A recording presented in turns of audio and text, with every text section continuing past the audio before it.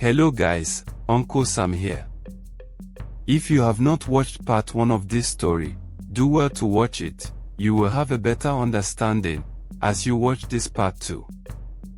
After the death of Jichinga from the snake bite, Ojwang, Gakuri and Njeri managed to defeat the queen snake, which caused the whole snakes to vanish as they turned into smoke.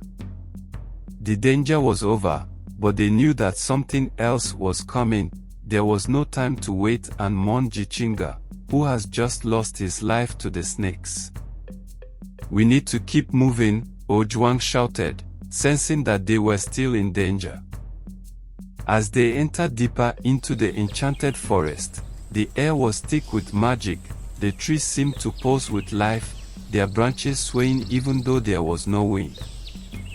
The warriors moved cautiously, their weapons at the ready. They came across a massive creature, half beast and half tree, emerged from the shadows, its eyes glowing with an unnatural light. It stood between them and the path ahead, its roots digging into the earth as it prepared to strike. "We'll have to fight our way through," Gakuri said, his voice steady despite the fear in his eyes. Ojwang nodded, raising his spear. But as they prepared to engage the guardian, Njeri stepped forward, her eyes narrowing as she studied the creature. "Wait," she said softly. "There may be another way." Njeri stood still, her hand outstretched toward the guardian creature. The others watched with bated breath as she spoke in a soft, melodic tone. "These guardians are part of the forest," she said, her voice calm but commanding. "They respond not only to violence, but to the language of nature." The massive guardian paused, tilting its head as if listening to her words. Slowly, its roots pulled back from the ground, and the glow in its eyes dimmed. Njeri continued speaking, her voice becoming one with the wind. "We are here to restore balance, not to destroy it," she whispered. The creature let out a deep, rumbling sound before stepping aside, allowing them to pass. "How did you know?" Ojwang asked, his eyes wide with surprise. Njeri smiled, but there was a hint of sadness in her eyes. "My mother taught me the ancient ways," she said. "This forest is alive, and its creatures respect those who honor its magic." Deeper into the forest, the path led them to a crystal-clear pool, its surface as smooth as glass. As they approached, the air grew colder, and the shimmering waters began to ripple. "The mirror pool," Gakuri muttered under his breath, recalling the tales. "It shows your deepest desires, and your darkest fears." One by one, the warriors looked into the water. Ojwang saw himself standing triumphantly in Amazu, the leaf of life held high in victory. But the image quickly shifted, revealing the kingdom in flames, his people suffering. He stepped back, shaken. "It's a test," Njeri said to her father quietly. "The pool shows us what we long for, but also what we fear will happen if we fail." Gakuri knelt by the pool, his reflection showing him reuniting with his long-lost family, only for them to disappear before his eyes. "We must not linger," he said, his voice tight with emotion.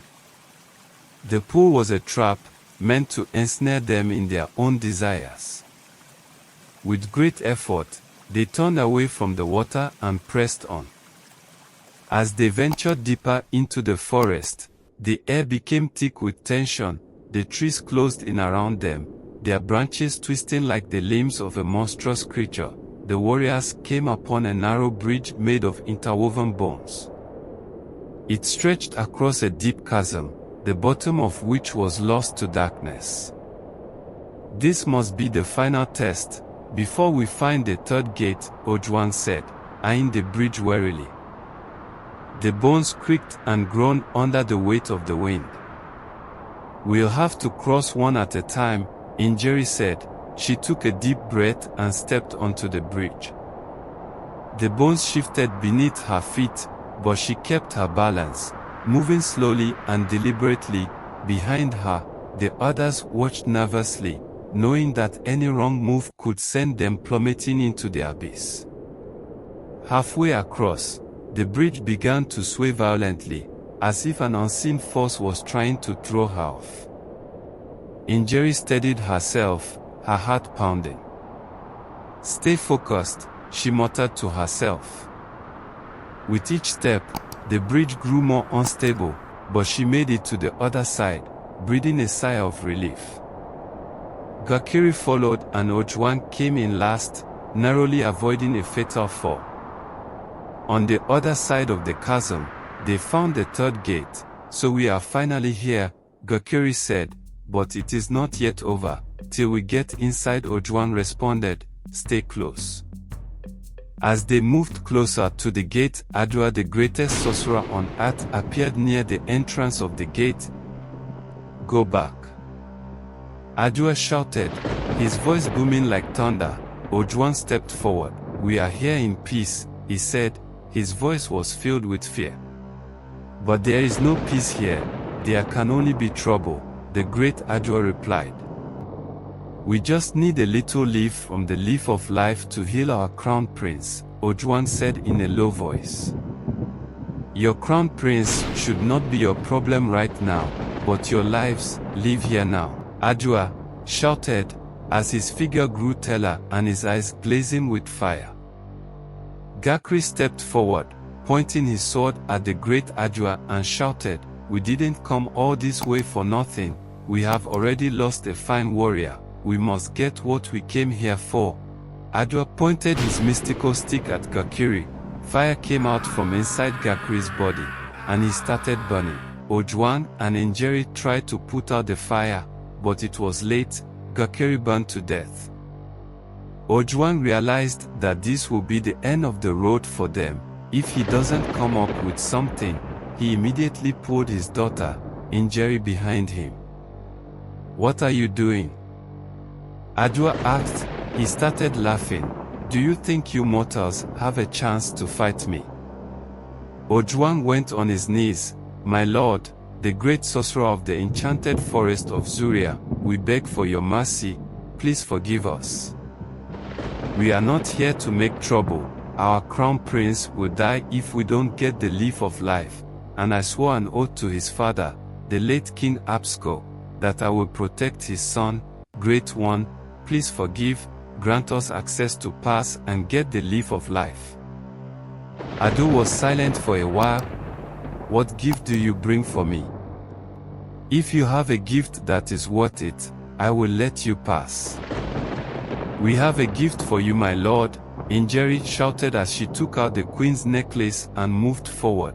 Adua took the necklace from her and looked at it. Immediately, the necklace started glowing purple light. He said, "You are free to go in, but take only what you came for and leave." He stood aside. Ojwang and Njeri hurried into the third gate. The grass were all glowing red light. At the center of the field, the tree of life stood, glowing blue. As they stood in front of the tree of life, they remembered all they have been through, the death of Jichinga and Gakiri, whose body was lying on the floor not far from them. His death was most painful, but they had to fulfill the mission. This is the moment they have been waiting for. Ojwang stretched out his hand to pluck the leaf from the tree, but it was invincible. His hands went right through the leaf. He could not touch it. He tried several times but could not touch the leaves. Njeri also tried but could not touch the leaves. They turned to Adua. "What is going on? Why can't we pluck the leaf?" "You need a drop of blood from a male or female virgin to be able to touch the leaf of life. That is the final test," Adua said, as he stood there watching them. Njeri quickly poked her hand with a small knife. Then she dropped the blood on the leaf. As her blood touched the leaf, the tree started glowing even brighter. One of the leaves detached from the tree and floated into Njeri's outstretched hand. Ojwang smiled, knowing they had finally completed their quest. So the great seer, Baba Gati, was right. you are valuable to this mission. We might not have been able to get the leaf without you. I am proud of you, my daughter." Njeri smiled. "Thank you, father." With the leaf of life in their possession, Ojwang and Njeri began their journey back to Amazu. The forest, once filled with danger and mystery, seemed to part before them, as if recognizing their success.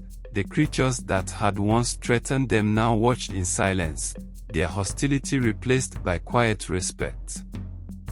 As they emerged from the forest, the air felt lighter, and the weight of their trials began to lift. "We did it," Ojwang said, his voice filled with disbelief, but the relief was short-lived, for they knew that their true test lay ahead, returning the leaf to Prince Aasir and hoping it would be enough to save him.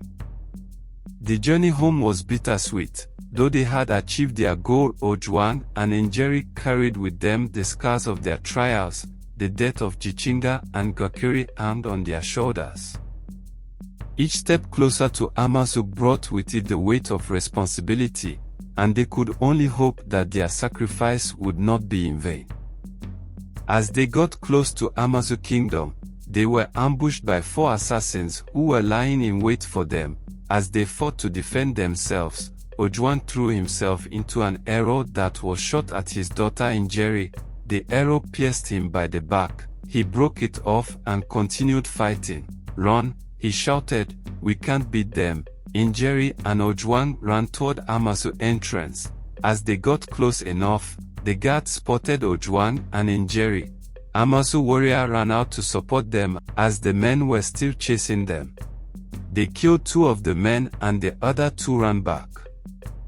As they got into the palace, Ojwang was bleeding out and was quickly taken for treatment. Njeri rushed to deliver the leaf of life to the great seer and the council of elders who were awaiting their return.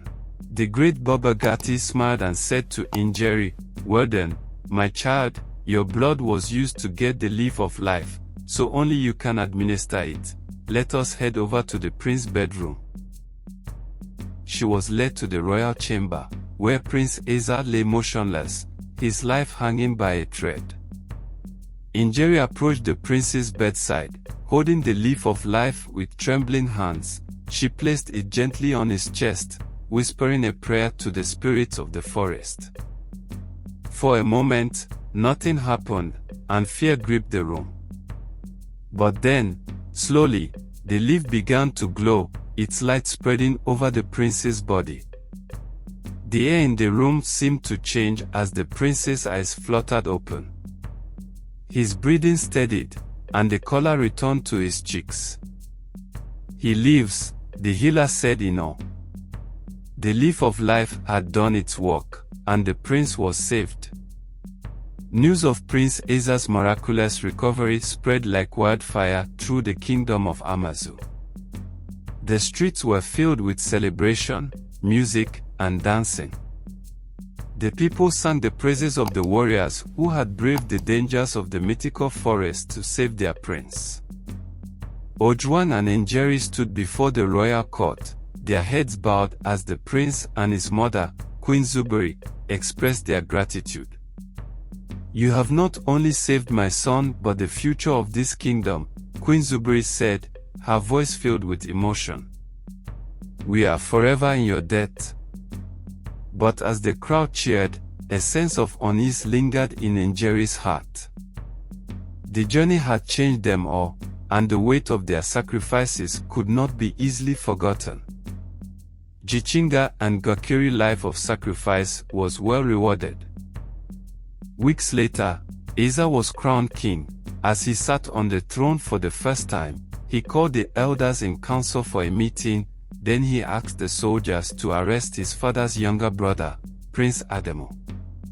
Since his illness, Prince Adamu has been the one giving orders in the palace and also going around the kingdom acting as the king. Rumors were flying around that Adamu will be crowned king when Prince Aasir finally dies. Adamu's eyes widened in shock. "So you want me arrested for keeping the peace in this kingdom?" "No, that is not why I'm arresting you," King Aasir's voice came firmly. Prince Adamu here wanted to be king after my father so desperately. One evening, he told me about an area in the forest with beautiful flowers. Knowing that I like flowers, he pointed me to that particular area. I have never been there before. He told me not to go with any guards. If I want to relax well, I must go alone. Being my father's younger brother, I trusted his word and I went. As I got there, it was a setup. He somehow arranged the flower of death among those beautiful flowers, so that once I inhale it, I would die. But I quickly pulled away when I saw the flower. I didn't know that I had already inhaled a little portion from it.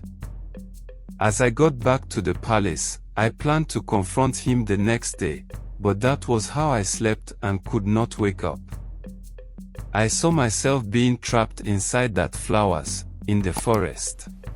The whole council was surprised. What do you have to say? The great seer, Baba Gati, shouted. Am I not supposed to be king? Is the throne made for you and your father alone? Prince Adamu shouted in anger. I am a prince in this land. I have waited for many years for my turn to become king, and when that time comes, they said you, a small boy, will rule. That is not fair. That was why you hired assassins to lay ambush around Amazu kingdom, King Aasir said with rage in his voice, just in case the warriors return with the leaf of life, so that your men will kill them and stop them from saving me. You have betrayed our land and our ways. Ojwang cannot lift his left hand today. His left hand is paralyzed. Not from the battles at the Enchanted forest, but because of you. Guards, lock him up, till we decide what to do with him.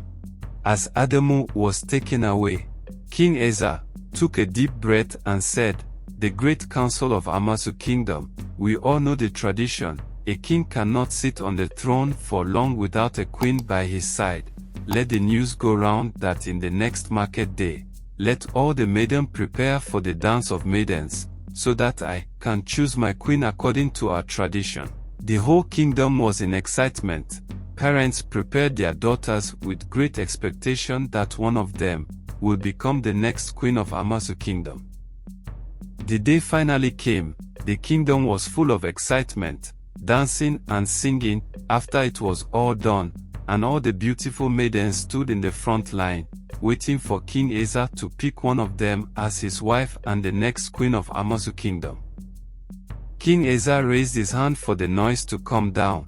As the noise went down, he said, my people, the great people of Amazu kingdom, the only reason I asked for this to be done is because it is our tradition, and how kings choose wives in this kingdom. But before now, I already know who I will marry. The whole congregation were surprised. He stood up from his throne and called out Njeri. Njeri, who was standing next to her father, looked at her father and he nodded for her to go. Njeri came and stood in front of King Aasir. King Aasir went on one knee and asked Njeri, will you marry me? King Aasir said, looking at Njeri. Njeri was surprised. She didn't know what to say.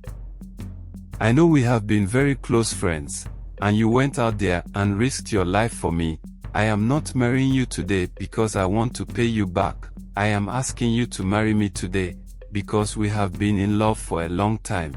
Even though we never said anything, I know how you feel about me and I have felt the same way for a long time. Njeri looked at her father. He nodded to her and smiled. Yes, I will marry you, Njeri said as she hugged the king. The whole kingdom cheered and celebrated. Everyone was happy. The council welcomed her, and she was crowned queen after the wedding celebration was done. One evening, the elders in council were speaking to the king about Prince Adamu, that he should pardon him. King Aasir listened carefully and said, let's call him and hear from him, if he will apologize. Prince Adamu was brought to the council.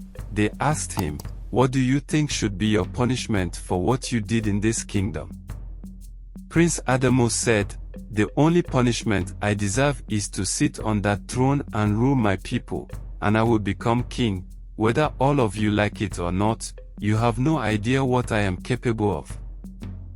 Then you leave us with no other choice. You are hereby banished from Amazu kingdom. King Aasir shouted in anger, "Guards, take him away." Prince Adamu was led out of Amazu kingdom, and he continued walking and never looked back, till they could see him no more. The kingdom of Amazu flourished under the rulership of King Aasir and Queen Njeri. Ojwang was greatly rewarded, and also the warriors who lost their lives, their families were rewarded.